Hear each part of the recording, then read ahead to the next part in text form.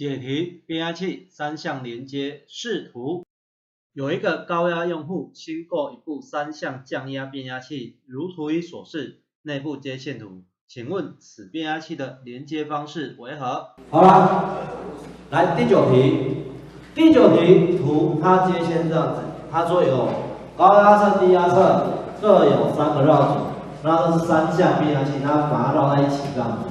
好，他说高压侧接法这样子，那低压侧反正这两边的啊，低压接法这样子。那观察一下，你在看这种题目的时候，你要仔细注意一下它的绕线的方向。如果说因为这题它没有给你陷阱啊，所以你跟看一下就还好。如果有的话，那接线改变的话，可能就要再检查一下这样子哦。好，那以这题来讲的话，看一下左边这一个，就是正负接在一起，正负接在一起，绕成一个圈，然后把它拉出来。所以这很明显就是什么接？三角接，它在这边的其中一边全部把它接在一起嘛，接地，然后另外一端全部拉出去，对不对？好，那因为我用颜色的话看得比较清楚啊。那如果说你看不太懂的话，你可能就要用颜色稍微区一下，你可能就比较难看。所以左边是什么接？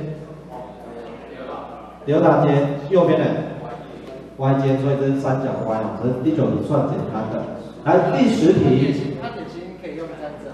可以，它铁芯可以用这样。答案为 A。